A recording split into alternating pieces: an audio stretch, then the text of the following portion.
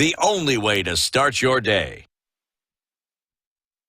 Gold and cotton and agriculture.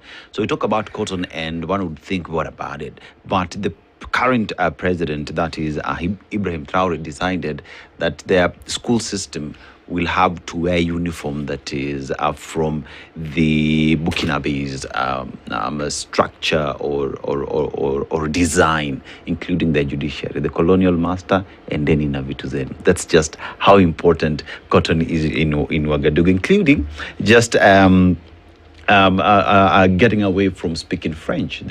They want to be speaking their own language. Yeah, but they also gave us a proverb today: the horse cared by two grooms dies of hunger. The horse, Farasi, cared by two grooms dies of hunger. How would you interpret that? What do you think the Burkinabes mean with that proverb? It means that, not only that you have this care around you, the infrastructure of care around you, that is actually an illusion. And that's the same thing that applies to us in this country, where there are social systems that are not working for us. And so that's what it would mean. Like it's being cared by two grooms. Can you imagine? Not one, but two. And it's dying of hunger. So there's the two grooms are not looking after it, primarily. Okay. Okay. We see you. We see your game. You guys got me. It's it's good. No, it's good. Your interpretation, imagine, is never wrong. That's your interpretation. Yeah. So it's interesting because every 3 or 4 months we hear on the radio, it's blaring, we see it on billboards, and we know that the man of God is coming into the city at some point. Hallelujah. Amen. Into a town near you. Seto told me today, I think I did not ever hear about in my life, that people wash the road. You know how in biblical rendition, that when Jesus was entering into Jerusalem, the week before Holy Week, and he rode in on a donkey, that people put palm tree branches on the ground, and they said, and they sang, and they shouted Hosanna. He made his triumphant entry into Jerusalem. It would appear as though in today's time that there are prophets who, when they're coming into the city or into a town near you, people wash the road with detergent, soap, For their triumphant entry into the city. Yes. The road, Yani, the road. Yeah. They wash the road with soap. This is yet to be verified, It's true. Mr. Seto. Because let me find that article. that disbelief of mine forms the basis for our conversation this morning, because we're talking about there is something that is invested in another human being that would then provide hope in people where it seems they've lost it. And usually it is an economic hope that has been dashed, because people in hundreds of thousands are going to these crusades for 3 to 4 days, and it would appear as though they come, I don't know if it's true, they come back and miracles have been performed. The dead, okay, I don't know if the dead have been brought to life, but the sick have been healed. The Kiniko, everything has been sorted out. But people seem to go to those events in numbers more than they even register to vote. So in 2014 and 2016, yes, people washed the road. They washed the road. Yes. All right. Confirmed. It's interesting. Okay, it's confirmed.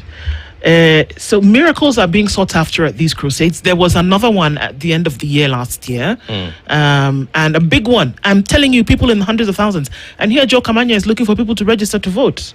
So, and we can't find them. I need a miracle. You need a miracle. What exactly is going on? Are people in Kenya so desperate, and not just in Kenya, around the continent, you will find things like this happening? Have we sacrificed people to the point whereby their hope is dashed against rocks, that they need to go towards the divine for some kind of peace? I mean, this is not only the lack of hopelessness, it's a social, political, and economic issue, right? It's cuts across the board. When you think of this country, for example, what the role the church plays historically, the church has been the space where people are seeking for hope, one, Two, it has been even involved in struggle. When you think of the 90s, the church was a core part of civil society. And so people are going there to look for answers and solace. But on the other hand, there are no third spaces left in this country. There's no space for rest and relaxation. So what happens? Sunday is the day and church is the place. So church becomes that site of rest, relaxation, hope, everything. Everything is dependent on church, including where we seek our community. So you don't have a group of hikers or people you just chill with. It's they're your church mates, because that is where you'll have tea and mandazi. That's where you can afford to be able to have some space outside work and outside school, outside home. But there's something, Angela. Yeah. Because not all of the people who go for these crusades go to church every Sunday. Yeah. There are people who are looking for something that these crusades are either promising or actually delivering, because they will go again. If you call crusade today, people will go. In this January that they say has 73 days, they will go. Because that is a space for hope. That is a site for hope. There's something that, you cannot find outside of, what is it called? You cannot find outside of work. You cannot find within work. You cannot find at home. You need just some other spiritual fulfillment, some nourishment that cannot be explained. And so the crusades offer that place. But even as we say that's a place of hope, have we forgotten ourselves that logic ceases to exist? That we do things that are not ordinary anymore simply because that is a place of hope and where we find that fulfillment? Have we forgotten ourselves and logic in the process? Is religious behavior logical? And what is logical anyway? Is it not logical to seek hope? Is it not logical? Is that not the best thing to do when you're crippled with a multi-crisis like this, what we exist in? There's a climate catastrophe. There's shifting geopolitical terms every day. There's all these things, crippling anxiety. That is the logical thing to do. It's the most logical thing someone can do. Is it giving people answers, though, Angela? This is That's question that you go and you see, what are we talking about here, seriously speaking? That people are burdened by a largely economic situation, because that's the truth. Not enough money in the pocket, not enough food on the table, not enough to stretch around the needs that are on in people's existence, education, health, the things that we are talking about that we can see as issues. But somebody can call you to go for a crusade, and I'm talking about hundreds of thousands of people. The traffic that was headed in the Nakuru direction, because we can just say it, for people to go and listen to Prophet Owuor. The hundreds of thousands of people who present themselves at that crusade are looking to go home with something that day, whether it is that hope. Are we saying that is the panacea to the problems? We cannot try to. I think what is happening in this case is the issue of belief versus reality, right? And that thing is not a contradiction, in my opinion. It's really something that coexists. Human beings always have part of our existence is that spiritual aspect. And so it's not about does it work, does it not work? I don't think that's the important debate. It is what is happening on the ground, what is the soothing of the human soul. But something is happening, Angela. We can't run away from that. There is something that is happening that is going to egg people on to go, and that the next one, people want to go for the next one. I don't understand, but something must be going on here. There's some water that somebody's drinking that's satisfying somebody. Angela, I'm just wondering, because you asked whether isn't it logical to go. I don't think it is, because it depends on where one begins to tell the story from. From my end, I believe religion is the only function of our societal existence that through socialization has sustained oppression upon the people. And it gives false hope, because for centuries, if indeed the hope we are talking about that is logical to seek was available, we would have been seeing some changes, some societal growth. Right. And religion is one of the major agents of socialization. So today I dare ask myself, because again, religion is not an African concept. We had our own ways of worship, but not the modern religious crusading we are seeing today. Right. So the infiltration of this practice in our societal norms could it be the one that is responsible? That's why I'm saying it has sustained oppression. It is responsible for collapsing our normal ways of socializing that would have helped us to get the hope when we are emotionally, psychologically disturbed. Right. Our cultural African setup had ways and means of looking and addressing those issues. But to the extent that we have allowed everybody to walk away from cultural practices, deemed primitive or otherwise, depending on who wants to brand them and what they want to promote, we find ourselves now accumulating or congregating around men of God, in a manner of speaking. And there have been many. But I feel it is not yet giving people the hope or the solution that they seek. I do agree with you to some extent that organized religion is a problem. In terms of whether religion entirely is a problem, that is debatable, because human beings always create ways of trying to make things work. And when you're saying, and the reason I think people go to these crusades in droves and droves of numbers is just partly because of the issue of, okay, I've talked about hope for once, but the second thing is the community. He's just talked about our ways of communing have collapsed, right? You used to go and tell your auntie your problems, right? All those anxieties, there were ways, there was a way the structural setup of our communities was ensuring that well-being is accommodated for. But now with the increase of anxiety and even the issues of mental health are being dealt with, like Mapepo, right? So what is the solution for us? It's to wake up. You know, the reason why I was raising issues to do with the logic, let me just paint it. Right? So you go to a gathering, right? So you go to a gathering, ukora pesa ngapi inua juu, I have 1,000 bob. Naombe hiyo 1,000 bob, ikifika jioni itakuwa ni 10,000 shillings. Some rubbish, man. Idiot. If you do not invest that thing to multiply, it will never increase. It is pure logic, right? Here's the question. In Kenya today, people will talk in terms of, we have problem with corruption, but there is poverty in the country, right? And it is good to have the hope. We will go to our religious leaders who will pray that our situation does improve. But if the authority that is in charge of creating jobs, manufacturing, to cure that problem that you're praying for, do not do what they need to do, then that prayer at that point, with the hope that there is, if we do not apply logic that we need to escalate that conversation to authority bearers, then perhaps that gathering stops making sense and ceases to be logical. Because there is more that is needed to be done. So then asks the question, even when we gather to pray, that we gather to find solutions, what else are we doing together with our spiritual fathers or mothers or our spiritual guidance to address the real problem? Because even the Bible says, he who does not work shall not eat. But this is just going back directly to when you started with the situation in Burkina Faso, right? And how there are two people guarding a horse, and yet the horse will die.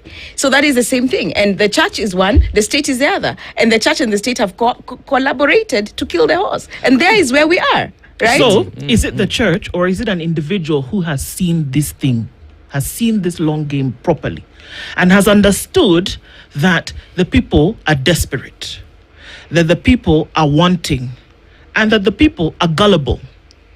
That maybe by hook or by crook you did something, and maybe the two laws of nature met, and this person actually was healed, or their 1,000 shillings multiplied.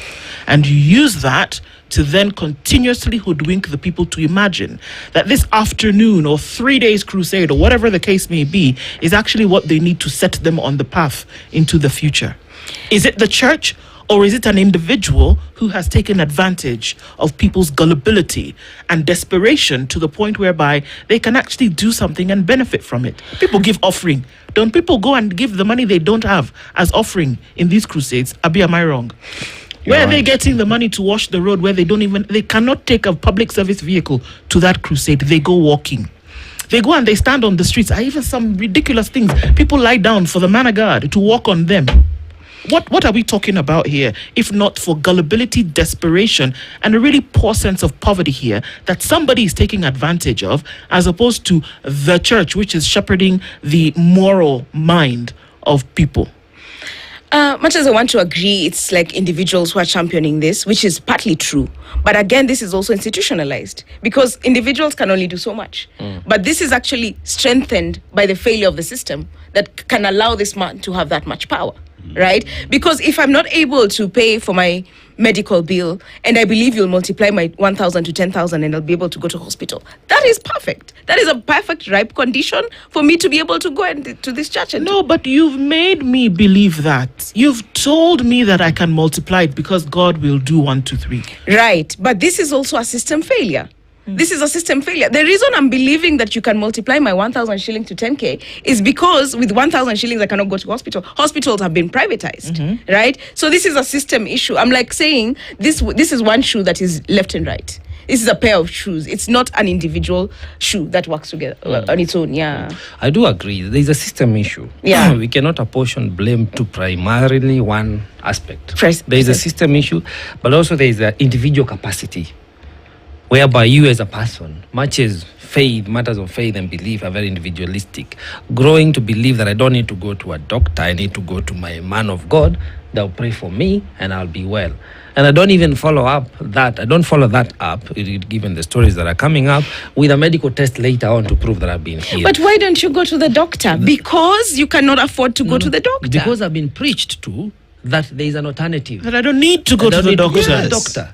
I've been brainwashed that I need to believe that even there is another, if I starve myself to death, I'm going to eat endlessly for the rest of my life after I die Or of that hunger. you watch TV and Yes. somebody has come to a crusade in And they say, crutches, yeah. and you in your gullibility and your Yes. desperation, you see somebody has dropped her crutches and then she's walking, and then you say, you know what? That's right. I have a relative also. Let me carry them on a 3-day journey to this crusade. To have healing. Come on. And worse off, just a moment, is that religion is only thriving in poor countries. Today in Europe, they're even leasing those structures to be casinos. Houses. Yes. Yeah. What is the correlation from where you start between poverty and prominence of the equality economic, the faith of the economy? Right. Because it's very entrepreneurial. But what's your correlation there? The correlation is simply that, we need that soothing balm, right?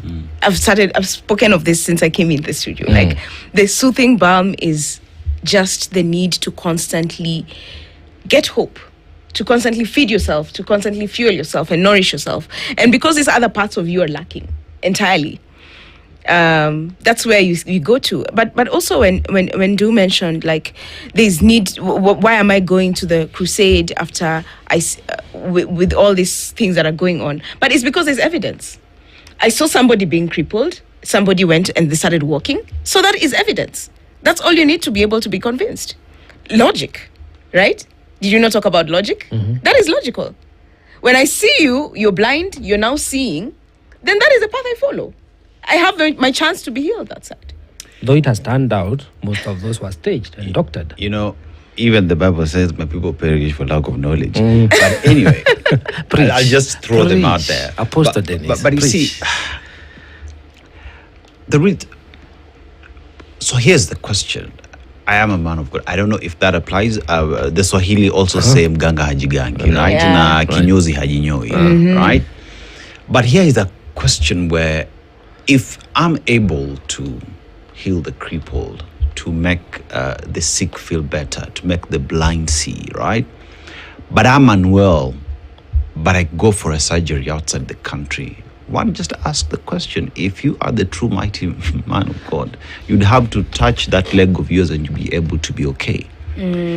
Goes to ask the question, as a people, have we become so gullible that we do not ask the tough questions? That we have been brainwashed so much that even when questions linger, we do not ask, simply because we've been preconditioned to think that this man of God, as much as we believe in them, we trust in them, that whatever it is they're saying, even when it's wrong and we see it is wrong and it's a lie, we still follow that path. I think Is the problem the preacher, or is the problem the believers?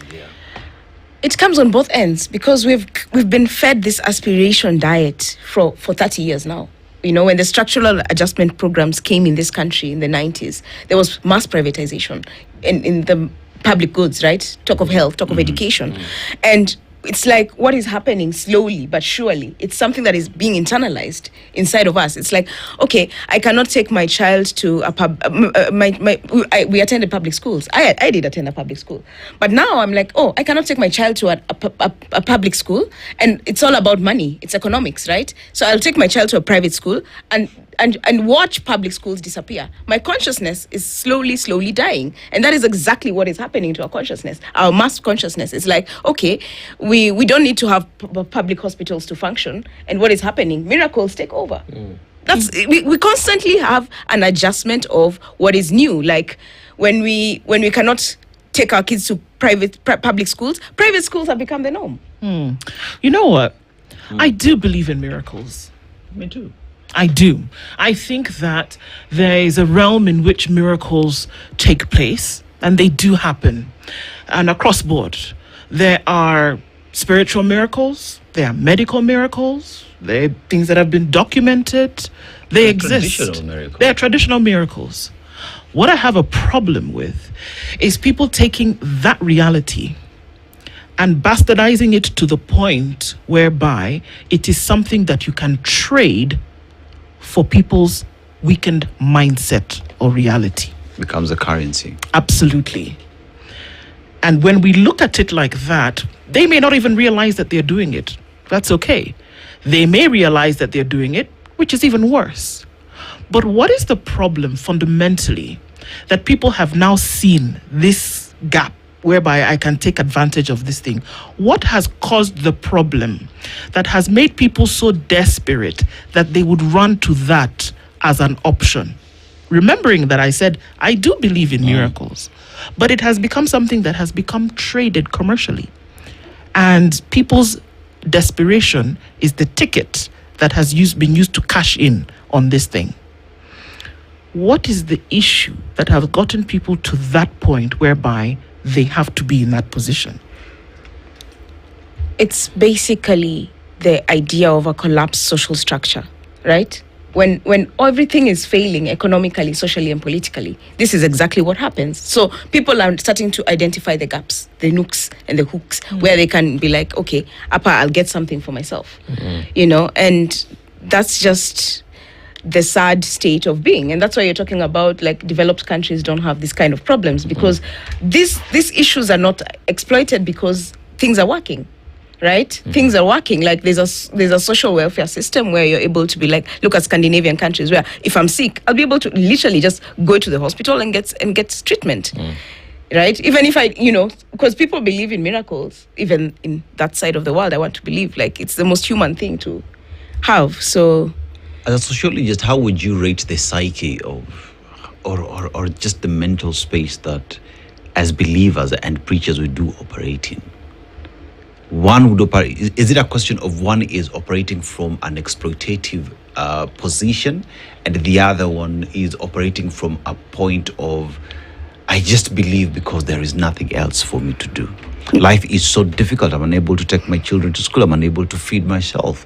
That at the end of the day, all that I have to do is believe this man of God because I believe in God. All these factors are contextual. Right? So when you think of a society like ours, where majority of the population, first of all, are poor, majority of the population is desperate for healing of any kind, you then think of the crevices that exist. And that's why there's always this like individuals coming in and being able to actually build big mega churches. And you'll see like they're countrywide churches actually. And they're convincing. People are literally washing the roads for them.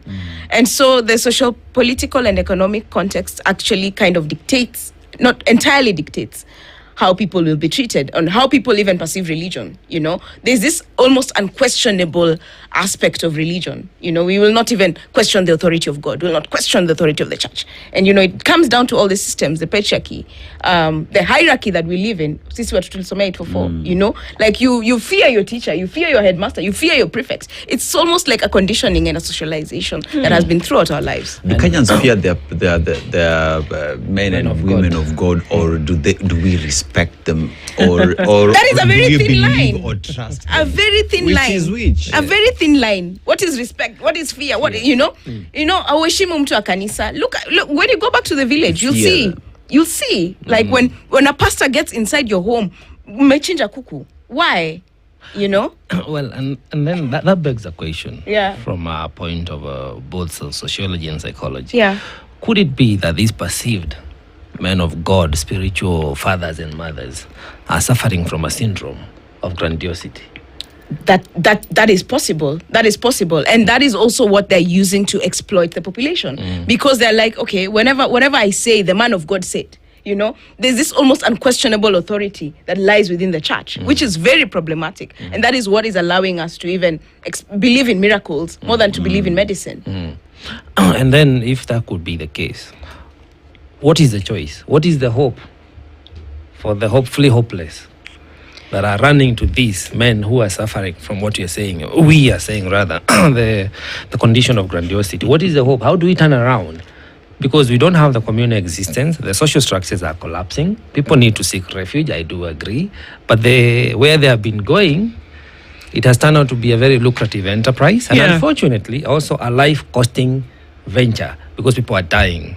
This is true. So where is the turnaround point for us? If I can just piggyback on that a little bit, I read about a young man whose mother, about a year prior to his documenting this story, had given everything she had to this kind of thing. She would attend these crusades religiously. She gave her vehicle, she gave everything, and she was sick at some point. And she died as a result of complications from that illness. According to this young man, Tony was his name, I would never forget, that at the instance of his mother's death, nobody from this place where she had given everything that they had came. They didn't even come to bury his mother. And it was upon that premise that his mindset altered completely towards anything to do with religion. So for him, it was very clear that this was all a scam. It was a sham. It was shambolic in nature from through and through. So it took the death of his mother to click and realize, hey, wait a minute. I thought this was supposed to be something that was through and through. And it was almost, the words that he used was that it's like we were in a trance for that long time, that long period. We couldn't really tell, reality from this thing, because a pastor would say give, you would give. They would say come fast for 40, you would do it. Not to say that there is no merit in this thing for people who actually do this. This is not what I'm saying. But to the point whereby in a space where there's jurisdiction, what is missing or lacking to the point where people have to turn, and I'm still looking for that answer, to turn in this direction? Because you tell me, Norway, which has a sovereign fund of I don't know how many billion, you tell me that somebody's going to go and stand in a stadium in Norway and tell people, come, I'm going to heal your sick, and people are going to be like, that's not their problem, because some things have been sorted out. They don't have a bread and butter issue. So is it because there are bread and butter issues that these things thrive? That's my question. Precisely. I totally agree. It's a bread and butter issue fundamentally, but at the same time, the structures are not working, right? And when you go to hospital and you cannot rely on SHA to be able to be treated, or you cannot get just some basic medicine for your malaria, that is a big problem. And I think that when you're talking about like what needs to happen on the ground, I think it's people to demand political shift, people to demand systems to work. Like, we do not care if you have dimples or not. We want a hospital, right? Okay. Yes, right. Yeah. If we look at developed nations today, a place like China, religion is the last thing they would ever sit down to discuss. They would always sit down to look at how will we make it better for our people? How will we make systems work? And it is not only a conversation that is being held at the macro level, but it's a conversation that is being held with the people, right? When you come to our situation, the first thing you will see is if a politician wants a crowd to talk to, where do they go to? The church, right? If anyone would want to speak in terms of we want when we grew up, ndienda shule bila viatu. Yeah. But Mungu alini bless, so I am giving back, which is a good thing. And people take that and consume that and see, by giving back, by me believing and trusting the man of God, then my life will be better. But the people saying my life will be better are not doing anything to better their life, so that even God himself can add on them. Because again, Mungu anasaidia wenye wanajisaidia, wenye wanajisaidia. Does it drop to leo? Forgive me. So, Preach. yeah, so here's a question where, in all the belief that we have, there is no one who's punching some sense, in the sense that while you believe, you have to put in the work. And that perhaps is where the problem is at. Linda reminds me of a tweet that I actually saw. Yeah. Dr. Lukoya Atwoli, and I'm just going to read it. Just bear me, I'll do that quickly. Yeah. Of profits and complications is what it was saying. When I was relatively a new specialist in Eldoret some time, 20 years ago, I once asked a physician colleague to review a patient with newly diagnosed breast cancer who was undergoing evaluation for treatment planning. When I saw her, she was of course anxious about the diagnosis, but she was willing to go through the planning and initiate care. We managed the anxiety and treatment started. We followed her up for a couple of months until her last outpatient appointment in November, when we noted that she was doing quite well. The next I heard about her was when she was admitted in hospital early the next year, and I was asked to review her again. She looked haggard, and it was clear she had stopped her treatment over the holidays.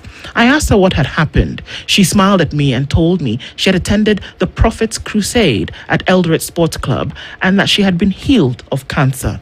Okay? We had a long discussion about what that meant and what was likely happening in her body.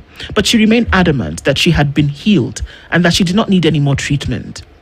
Eventually, she signed her discharge against medical advice and went home. I saw her 6 months later with an open wound on her chest where the cancer had spread, delirious due to effects on her brain, and with significant body weakness due to the systemic effects of the disease. She couldn't remember me. She died a few days later. At her funeral, everyone praised the Prophet for curing her cancer and cursed the devil for giving her a new affliction with wounds on her chest that caused her death.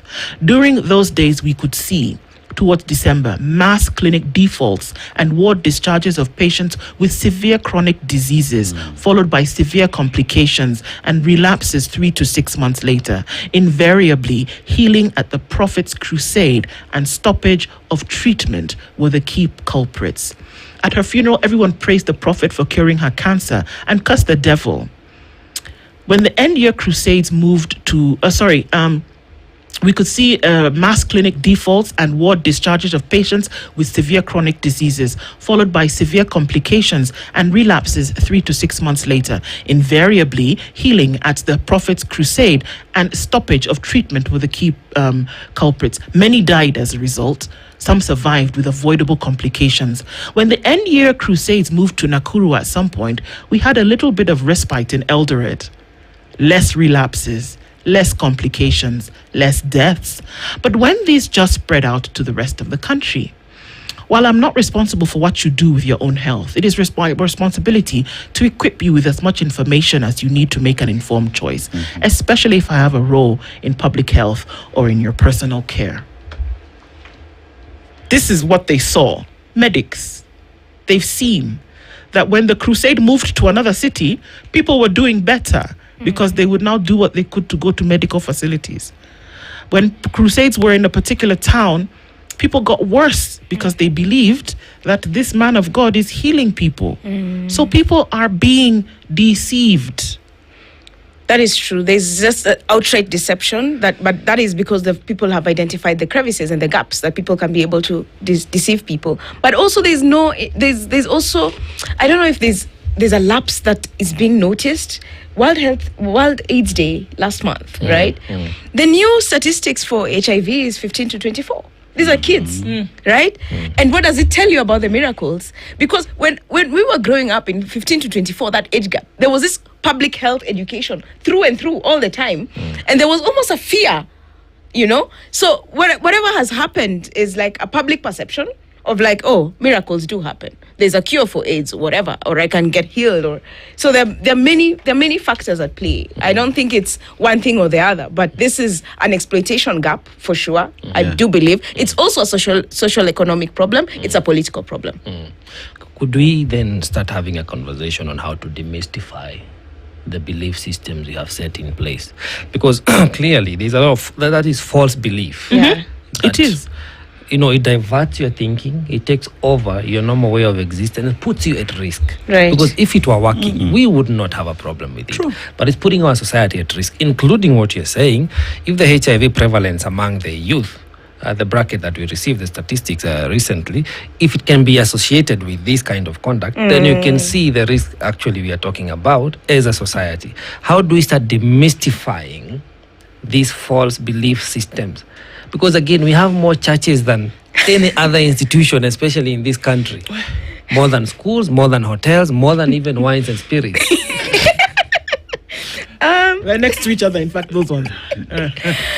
It's really about strengthening the structures, strengthening public health education, community health volunteers, very, very crucial in part of our health system. And these are things that are crumbling down. People are now not being paid to do their CHV work. People are not being paid to do like the door-to-door mobilizing, vaccinations of children, all these things. It's really, we need to strengthen the structures that are in place, build on that, and to be able to kind of, the word is not kill, but rather to ensure that there's enough education that, much as you're praying, you still need to be very logical. Yeah. Do you think that people are suffering from mental health challenges? And I'm going to ask this question in this manner. Last year, there are two people who believed that they were the biblical Mary and Joseph. Somewhere here, west of my hand. I thought you said Jerusalem or something. It would have made more sense. Western Kenya. Mary and Joseph. And people, human beings, blood-thumping, air-breathing humans went there and believed, yes, actually, this is Mary and Joseph. Somebody is telling us here that somebody called Mama Rosa in West Pokot resurrected. So now you must ask yourself, folks, did the woman actually die? Or was she somewhere and knowing that you people will believe when she now is risen from the... I was actually tortured because I remember there's a time I passed somewhere and people were celebrating Mama Rosa and Fufuka. I was like, yo. So when somebody comes and tells you... You are not inspired? That they are Mary... Somebody comes and tells you, we are Mary and Joseph. Mother incarnate, praise be unto God. Yeah. What is it? And I've been asking, what is it that in you, there's something so far removed from a reality that you will say, you know what, it's possible that this is Virgin Mary incarnate. And I believe, and so therefore I dedicate the rest of my life or my finances or whatever to believing that thing. There is something that we need to deal with, that thing. So these people, Mary and Joseph, are they okay? Or is it the people who believe them that are not okay? Or are we looking at Dr. Frank Njenga and his team who said there is a problem with mental health in this country, or people are far removed? It may sound funny, but we are dealing with a major thing here.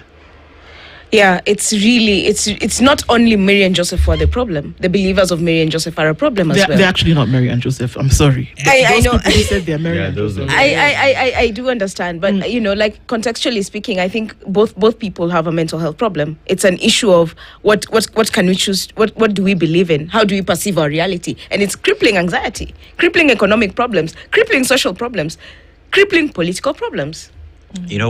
When you're giving what is happening in Eldoret, right? So there is also a story that I know of an individual who was on time on taking their ARVs, right? To a point where when they went for tests, you could not detect the virus, right? Because the CD4 count had gone so low because they were faithful to taking the medicine. Yeah, the man of God comes, preaches to them, and they went to hospital, they tested, they forgot that it's because the medicine had helped them. They stopped taking the drugs. What do? CD4 count spikes, 2 months, gone. These are realities that do exist in the country today, and it's about time that we started having these conversations. And even talk in terms of proper regulation, in terms of, okay, you performed a miracle. There's someone who's started walking and threw away crutches. What's the medical history? Put them on the table. Did Mama Rosa actually die? Actually die. And if Mama Rosa actually died, who is the doctor that signed off that she had actually died and resurrected again? Because we cannot afford to leave these things to just play in the gallery of men and women of God. It's simply because one day you woke up as a reverend, 2 weeks later you are a doctor, bishop, father, so and because so. we don't ask questions. We don't you ask see? questions. We don't find ask ourselves questions here. of politicians. We don't ask questions about people in positions of authority. We don't ask questions about the teachers of our children. We can never, God forbid, you ask a question about the person who is in moral authority over you in terms of your religion. God forbid. How dare you question a pastor? Do you know? So now anything that they say is, no pun intended, gospel truth. Yes. Because so long as they've said it, then we believe it. And people are dying as a result of it. But yeah, I had, I think it was this week, I saw a clip where the man of God, is it Pastor Wu, was saying he brought Corona to Kenya. Yes, I saw that. You've seen it. I saw that. So how do we make sense of this as Kenyans? We have the whole, I don't even know where to begin, because it challenges your thinking to the extent where you wonder, are you the one who is a bit delusional? Hey, are you crazy? Am I crazy? But how do we fathom that? And still, as a country that has regulations, because the government bears the responsibility to protect its people. Yes. From both internal and external enemies. Here we have a very highly growing internal enemy. Yes. Both to our health faculty, to our security organs, to our education sector. Yeah. And it is affecting our psyche. Yes. It's beginning to shape what sort of a community we are becoming. Yes. The ethos they are trying to prescribe and to have us subscribe to are purely detrimental. What would be then the role of government? Because again, any attempt to regulate and control the church, the same spiritual men and women, they come out and say, no, the church should not be regulated. Yeah. It's either they do not see what their peers are doing, because again, I don't see any organs or structures of self-regulation that are effective enough to control and safeguard the people. The role of the state is really to ensure that structures are working, to ensure that community health volunteers are empowered. Right. There's people who are going to door to door. All these issues that we need to deal with from a very fundamental house nyumba kumi level. We need to deal with that. And for me, I think once the state has ensured that all these structures are functional, all these things become sideshows. They truly become sideshows. Yeah. So that would be our way to go. But I think, and this is me, and I strongly feel about it, and I know a lot of people don't agree with it, because we have established that these churches or religions, in a manner of speaking, so that we don't discriminate, are all very entrepreneurial. We can see, in Kenya, I'll speak of churches, be they ACK, Catholic, PCEA, they're the ones who are in charge of being patrons to our public schools. Any school you go to, their patron church is either an ACK, PCEA, or Catholic. Yeah. Now they have abdicated that role and they have established their own private schools. Yes. Which has killed our public schools. You know what I'm saying? Yes. And if you go around, this is something you can easily verify. So could it be about time we start even taxing them? Because they're in business. Of course. They make money, but they're not supporting the country to do what it's supposed to do, to make the systems work, to protect the people. I think it's not even taxing them, man. Like, we need to slap people back to reality and sanity, man. Let's just call it for what it is. Because the more we keep saying we need to tax them, okay, fine, we'll tax them, but will they change the doctrine and what they preach that is brainwashing people? The systems that you're talking about that are not working, it's about time that we started having proper conversation on these systems work. If it's education, let education work. If it's healthcare, let healthcare work. If it's fighting poverty, let poverty work. So that the doctrine would change and speak the word. The moment we believe that my poverty will end because I've been prayed for, yet I'm sleeping in the house, I'm not going out there to look for work, I'm not doing anything to help me change my situation, things will never change. I repeat it again.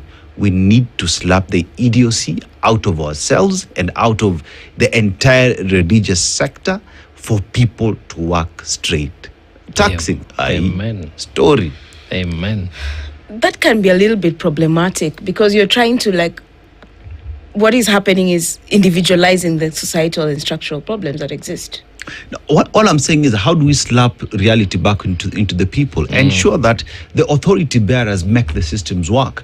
By people seeing that the systems work, that if it's healthcare, the Scandinavian countries that you're working, that you're talking about today, you walk into a hospital, when you're sick, you get treated, you go home. You have a child, you get 1 year paid maternity as you take care of your child.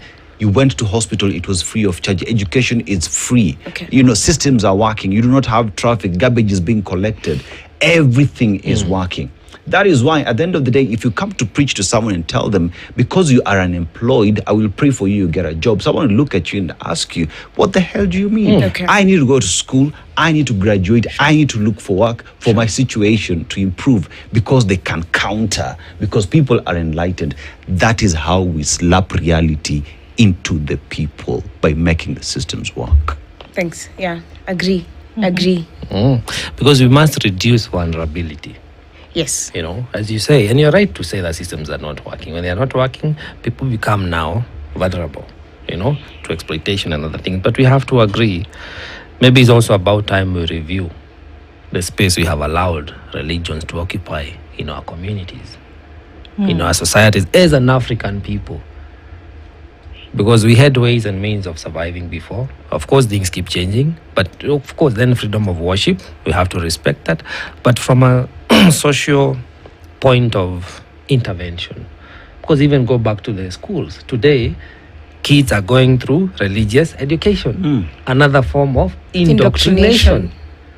Must it happen? Must it continue? Do we need religious education in our schools? Because we could have a moral subject. Yeah. That talks about morality, that talks about human existence and the aspect of spirituality and need to worship.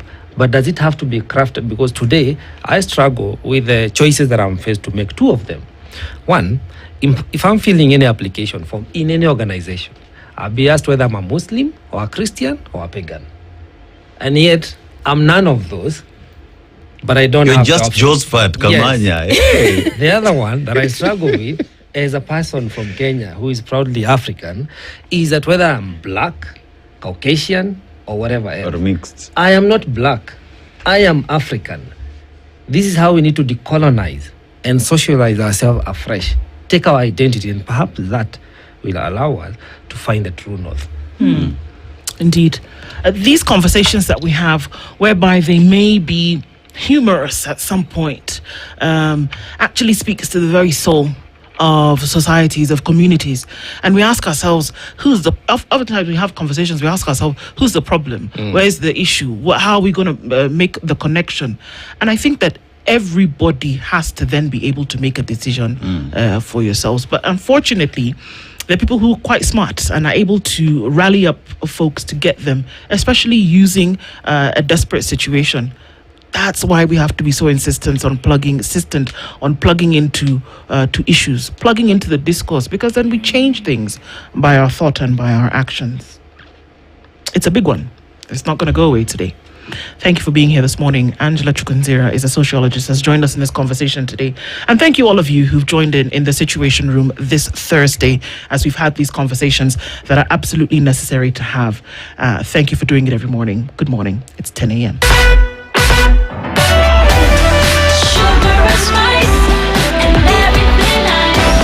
5 bob? These days it doesn't give